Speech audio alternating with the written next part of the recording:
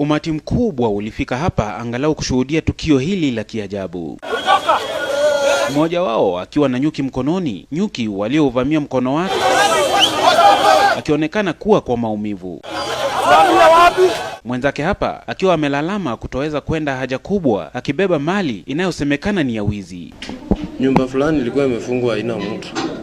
Sasa kuiangalia tukapata hizo vitu zenye zilikuwa hapo ndani. Kaona wacha tuchukue hivi vitu. Hivi itatusaidia mbele. Wawili hawa wakiwa wamefuatwa unyo kwa unyo na wenyeji waliotaka kufuatilia tukio hilo hatua kwa hatua. Wawili hao walikimbilia usalama wao kurudisha mali ya wizi walioiba. Hapa ndipo mama huyu aliyeibiwa mali yake aliwaelekeza kwa mganga aliyempa dawa hiyo ya kuwanasa. Kwanza aliniuliza kati vya kwa aina traka, ananiambia hizi traka kitu yenye imeibiwa na juu mwizi ni nani. So mimi niliona tu zitapotelea, the moment endelea kukaa zitapotelea. Mimi nikajaribu kutafuta plan B, ndo nikaenda kwa daktari.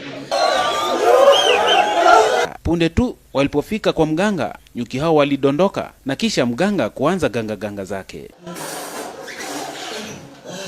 Hapa ndipo wezi hao walipata afueni na kurudisha mali hiyo ya wizi. Nikamwambia kama kuko na uwezekano nitumanishie vitu ambavyo uliibiwa kwa nyumba, nione jinsi vile naweza pata kuvifunga visipate kuona ya kwamba vinatembezwa kwa mikono mbili. Baada ya uganga huo, wawili hao walitiwa nguvuni na kupelekwa katika kituo cha polisi. Tunaibiwa sana, tuna complain, lakini daktari kama amekuja, wizi itapungua kidogo. Kuchukua vitu za watu ofyo haifai, si vizuri na iwe funzo. Na kama uko hapo wewe ni mtu wa kuchukua kitu ya mtu, ukome na ulani lesson. Sikia hii mtaa waizi ni wengi. Kwa hivyo nataka tu nihakikishe kwamba nashikana na mapolisi, tuhakikishe kwamba hii kazi tunaifanya watu tunamalizana na mambo ya wizi hapa.